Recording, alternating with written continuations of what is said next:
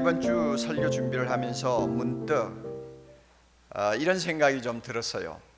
8가지 중에서 우리나라 사람들은 특별히 오늘 우리가 함께 생각할 세 번째 복을 좋아하겠구나.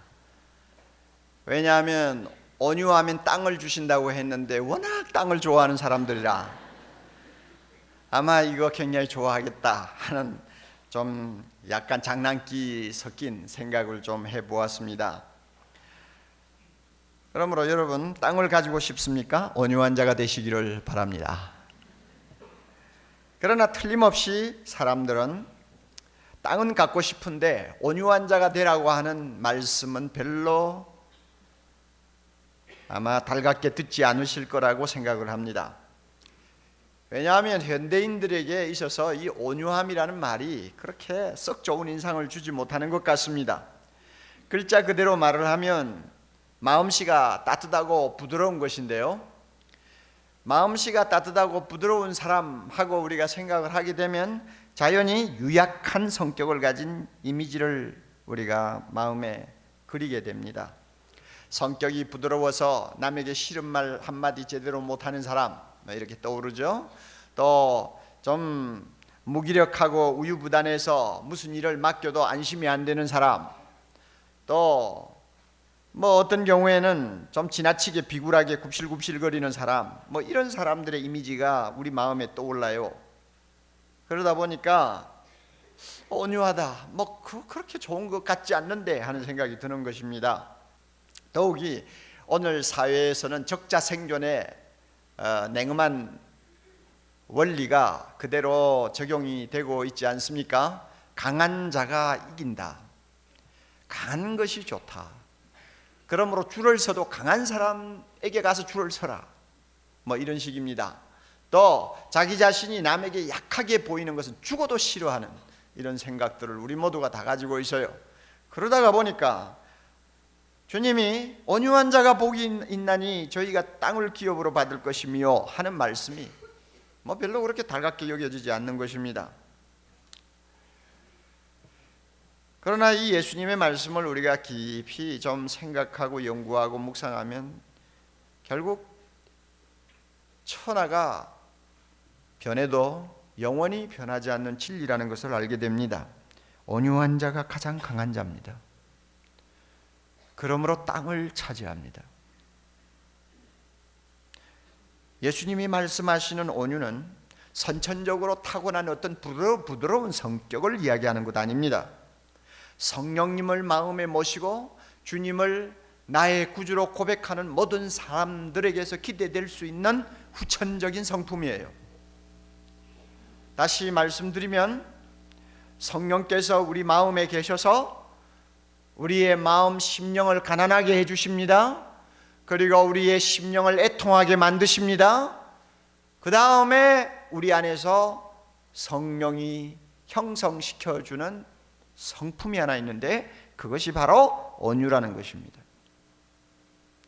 우리 모두에게는 충동을 받으면 야생마처럼 난폭해지기 쉬운 성품을 다 가지고 있는데 성령께서 이 난폭해지기 쉬운 우리의 성품을 통제하시고 균형을 잡아주실 때 나타나는 것이 온유입니다. 좀 더 다른 말로 표현하면 예수님은 온유하신 분입니다. 그리고 예수님의 이 균형 잡히고 조화로운 성격을 일컬어서 성령의 열매라고 우리가 흔히 말을 하는데, 이 예수 그리스도의 온유한 성품이 육화되어서 예수 믿는 나를 통해서 드러나는 것이 바로 우리가 말하는 온유입니다. 예수님의 온전한 성품을 표현하는 성령의 9가지 열매를 보면 그 안에 온유가 들어 있습니다. 갈라디아 5장 23절 오직 성령의 열매는 사랑과 희락과 화평, 그 다음에 뭡니까? 오래 참음과 자비와 양선, 그리고 충성과 그 다음에 뭐예요? 온유와 절제니, 이 9가지가 모두 예수님의 한 인격 성품을 드러내는 요소요, 아름다운 장미꽃입니다. 그 가운데 온유가 들어있잖아요. 이 온유를 성령께서 우리 안에서 만들어주는 것입니다. 예수님의 성품을 온유하게 하신 것처럼 그 예수님의 영이신 성령을 우리 마음에 모시면 그 성령이 우리의 마음에서 우리의 기질을 온유한 사람으로 바꾸어 줄 때 비로소 우리는 온유한 자가 되는 것입니다. 이런 의미에서 어떤 사람이 말한 것처럼 그리스도의 온유는 우리 믿는 자들이 착용할 수 있는 가장 아름다운 장신구와 같다고 말한 것은 조금 더 과장된 것이 아닙니다. 자, 그렇기 때문에 우리 모두 한 가지 인정하셔야 됩니다. 여러분, 우리는 다 예수 믿습니다. 예수 믿는 사람은 한 사람도 예외 없이 성령을 모시고 삽니다. 할렐루야. 우리 안에 성령이 계십니다. 그리고 그 성령은 뒷방 영감이 아니요, 우리 안에서 왕이 되신 예수 그리스도가 우리를 다스리시고 천국을 이루도록 하시는 절대자입니다. 절대자로서 우리 안에 계세요. 절대자로서 우리를 다스리고 계세요. 그렇다면 그 성령은 우리의 성품을 온유한 자로 바꾸어 놓습니다. 꼭 믿으시기 바랍니다. 따라서 성령을 모시고 산다 하면서 성격이 온유하지 못하다, 그것은 스스로 자기 자신을 속이는 것이요, 모순에 빠지는 것임을 우리가 꼭 기억해 둘 필요가 있습니다. 우리가 온유한지 아니한지를 어떻게 알 수 있습니까? 내가 온유한지 아니한지를 무엇으로 알고 있습니까? 알 수 있어요? 온유는 먼저 하나님 앞에서의 내 마음 자세를 가지고 이야기합니다. 하나님 앞에서 내가 어떤 처신을 하는 사람이냐, 그걸 보면 그 사람이 온유한 사람인가 아닌가를 분별할 수 있어요. 하나님을 향해서 우리는 욥처럼 처신해야 합니다.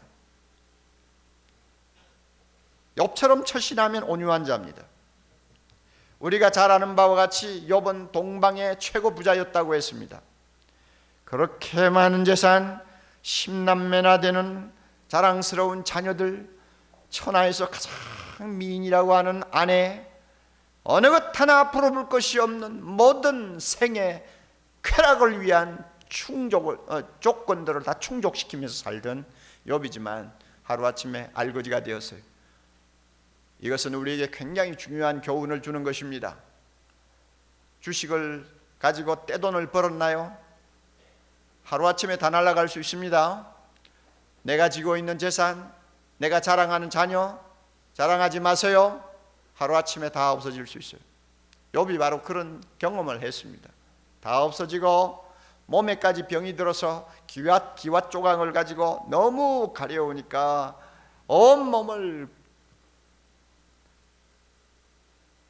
피가 나도록 긁고 앉아있는 너무나 불쌍한 사람이 되어버려서 하루아침에 그렇게 될 수 있다 하는 것입니다. 그럴 때 욥은 하나님 앞에 어떤 처신을 했느냐, 욥기 1장 20절 이하에 보면 참 그의 됨됨이를 우리가 발견할 수 있는 말씀이 나옵니다. 욥이 일어나서 겉옷을 찢고 머리털을 밀고 땅에 엎드려 하나님께 경배했습니다. 알거지가 된 다음에 욥이 일어나 겉옷을 찢었고 머리털을 밀었고 그 다음에는 땅에 엎드려 하나님 앞에 경배했습니다. 이 태도를 일컬어서 하나님 앞에 온유한 자의 태도다 이렇게 말합니다. 하나님을 향해서 거세게 항의하고 싶고 얼굴을 들고 왜냐고 따지고 싶을 때 그렇게 하지를 않고 오히려 회개하는 자답게 옷을 찢고 베옷을 입고 하나님 앞에 엎드려 하나님 앞에 경배했습니다. 이게 온유한 자예요. 그리고 행동이 있으면 말이 따라와야죠. 그가 뭐라고 고백했습니까? 내가 모태에서 벌거벗고 나와 싸운즉 또한 벌거벗은 채로 모태로 돌아가는 것은 당연합니다. 주신 자도 여호와시요 취하신 자도 여호와시니 여호와의 이름이 찬송을 받으실지니이다. 아멘 하고는 절대로 입을 열어 범죄하지 아니했으며 어리석게 하나님을 원망하지 아니했다고 성경에 기록이 되어 있습니다. 온유한 자의 기념비입니다. 우리가 하나님 앞에 이런 자세를 취하면 하나님은 우리를 보고 온유하다고 말씀하시고 우리에게 땅을 주십니다. 욥은 나중에 땅을 얻었어요. 잃어버린 것보다도 몇 배로 다 하나님이 보상해 주셨어요. 욥은 인생을 실패자로 산 것이 아닙니다. 땅을 얻은 사람은 승자지요. 옛날에 땅을 소유하면 승자가 되잖아요. 욥은 승자로서 인생을 살았습니다. 왜? 하나님 앞에 온유한 자가 되었기 때문에. 현재 사랑하는 형제자매 가운데서 참 욥 정도로 기가 막힌 상황은 아니라 할지라도 참 자신이 생각할 때 이해가 안 되는 불행, 이해가 안 되는 고통, 문제를 안고 씨름하는 분들이 계십니까? 기도를 할 힘도 없어요. 하나님 앞에 계속 따지고 싶은 마음밖에 없어요. 나처럼 그래도 신앙생활을 했다면 하나님이 어떻게 이런 대우를 하실까 하는 편치 못한 마음 때문에 계속 하나님을 향해서 마음이 사나워져요. 이런 분 계시나요?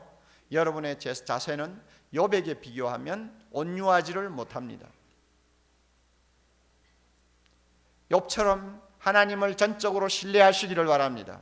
어떤 형편에서도 신뢰하세요. 그의 성실하신 약속들을 소망하세요. 그리고 기다리세요.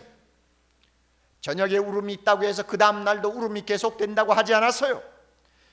하나님의 선하신 섭리를 따라 모든 것이 합력하여 선을 이루게 된다는 사실을 꼭 믿으시기 바랍니다. 그리고 내 뜻대로 마옵시고 아버지의 뜻대로 하옵소서 하는 기도를 할 수 있는 사람이 되기를 바랍니다. 이런 자세가 온유한 자의 자세입니다. 이런 사람에게 하나님은 때가 되면 땅을 주십니다.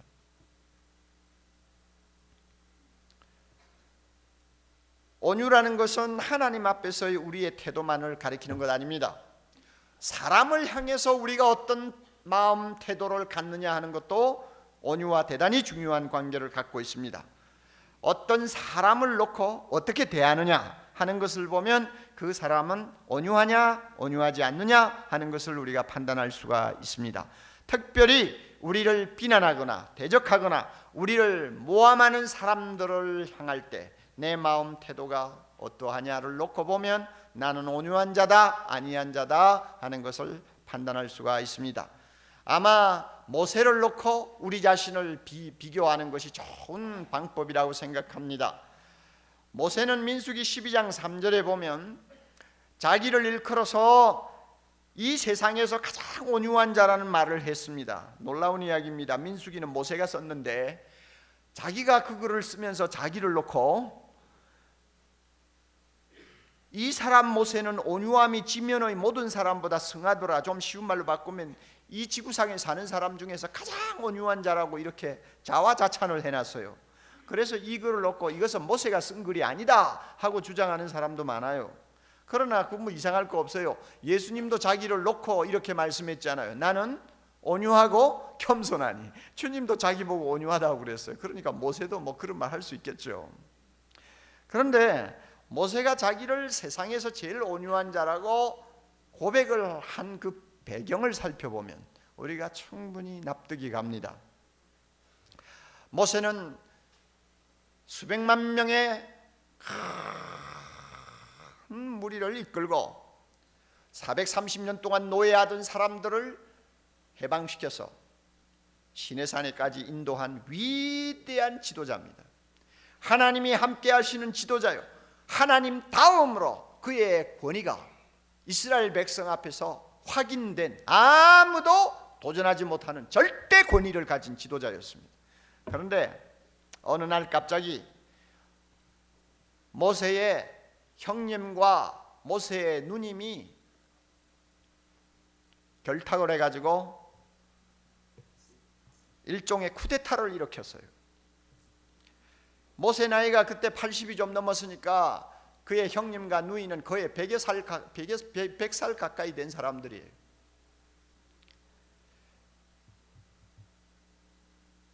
형제 하나가 너무 백성들에게 추앙을 받고 높아지니까 아마 질투가 생겼나 봐요. 세상에서 제일 무서운 게 형제들입니다. 다른 사람은 존경한다 하는데 형제는 죽어도 존경 안 해요.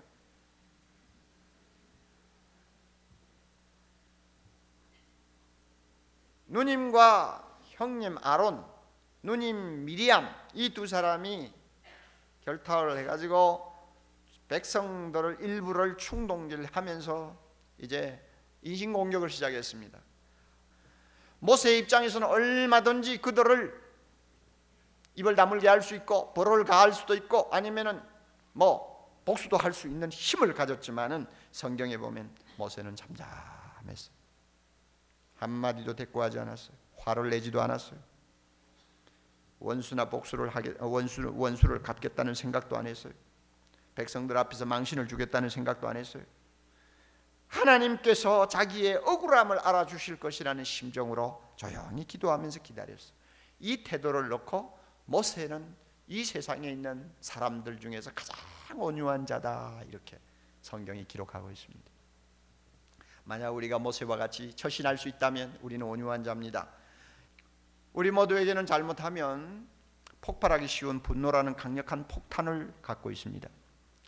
이것을 잘 다스리고 길들일 수 있는 능력이 우리에게 없으면 언제든지 폭발해서 사람들을 다치게 할 수 있습니다. 이것이 분노라는 것입니다.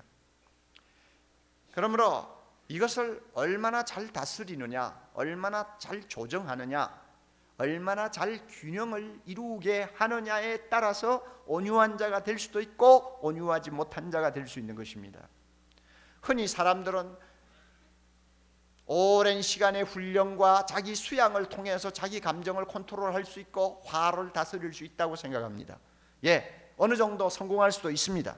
그러나 예수님이 말씀하시는 온유는 사람들이 자기 힘으로 적당히 조절하면서 얻을 수 있는 그런 수양하면서 얻을 수 있는 온유가 아니고 우리 안에 계시는 성령이 철저하게 나를 다스림으로써 나타나는 온유를 이야기합니다. 그러니까 차원이 달라요.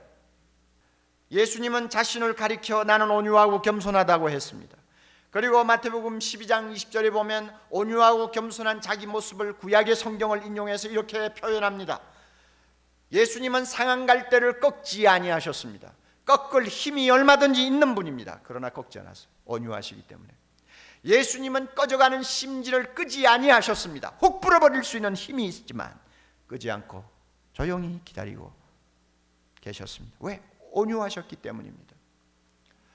예수님은 세상에 계실 때 자기 자신을 위해서, 자기 유익을 위해서 화를 내신 일은 한 번도 없습니다.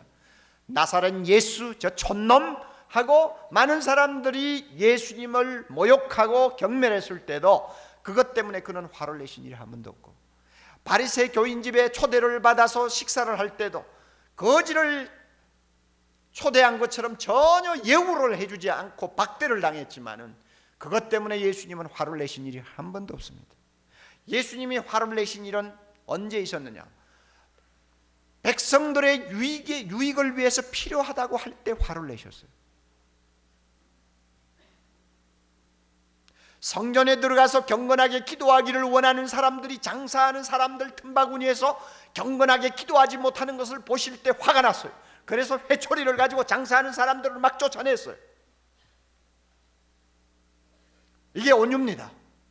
나를 위해 화를 내지 아니하고 다른 사람을 위해서 화를 낼 수 있다면 그것은 온유입니다. 예수님은 이 세상에 하나님을 두려워하지 아니하고 많은 사람들을 멸망으로 끌고 가는 불의와 죄악을 보실 때 화를 내셨어요. 독사의 자식들아, 뱀의 새끼들아 하면서 화를 내실 때는 많은 사람들을 하나님의 심판을 받을 수밖에 없는 불행한 자리로 끌고 가는 것을 볼 때 그 불의를 참지 못해 화를 내셨어요. 이것이 온유입니다. 온유하신 예수님이 보여주신 이와 같은 태도를 우리가 가만히 배우고 묵상하면 온유한 사람으로서 화를 낼 때가 언제고 화를 내지 말아야 할 때가 언제인가를 분별할 수가 있어요. 사랑하는 형제자매 여러분, 우리가 지금까지 온유에 대해서 배웠습니다. 하나님 앞에서의 온유한 자, 모세처럼 하자. 아니죠.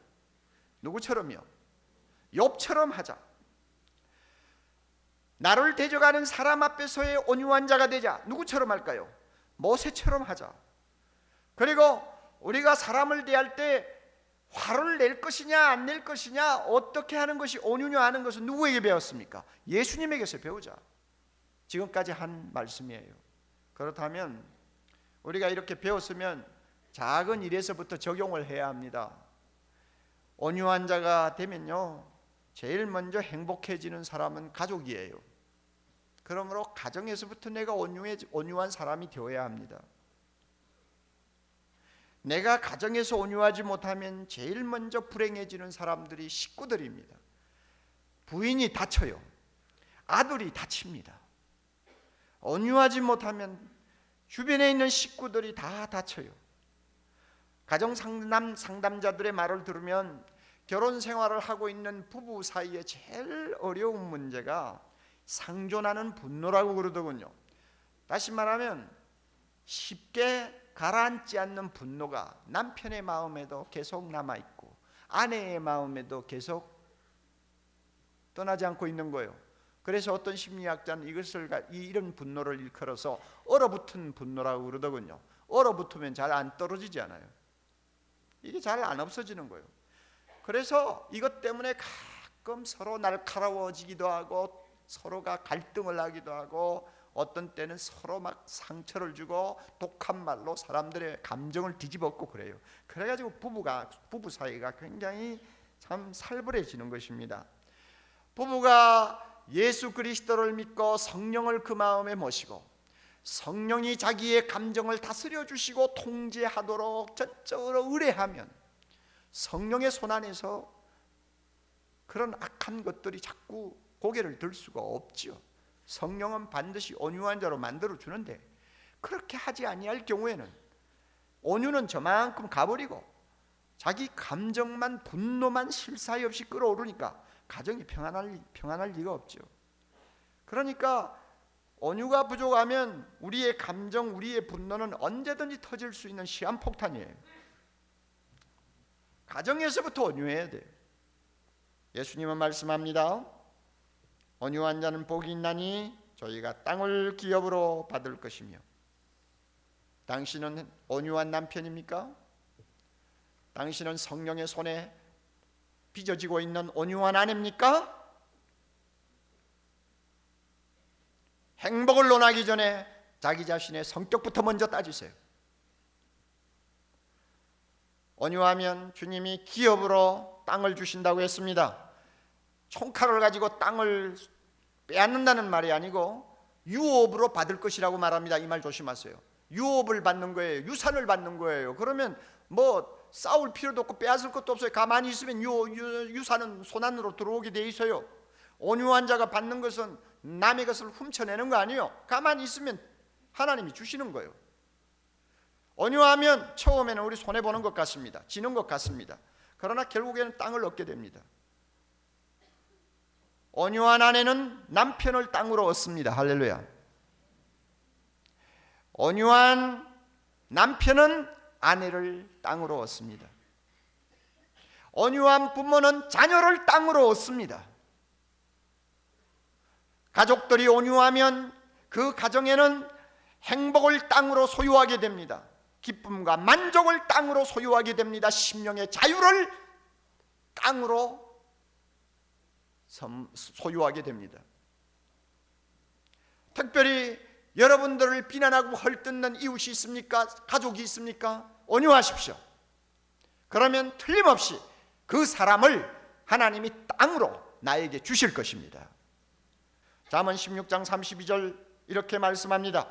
노하기를 더디하는 자는 용사보다 낫고 자기의 마음을 다스리는 자는 성을 빼앗는 자보다 나으니라. 누가 용사보다 강합니까? 마음을 다스릴 줄 아는 온유한 자입니다. 누가 성을 정복하는 군사보다 강합니까? 성령의 통제를 받으면서 화를 낼 때와 내지 아니할 때를 분명히 알고 자기의 감정을 균형 있게 유지하는 사람이 가장 강한 자라는 것입니다. 우리 모두가 이와 같은 온유한 자가 되기를 바랍니다.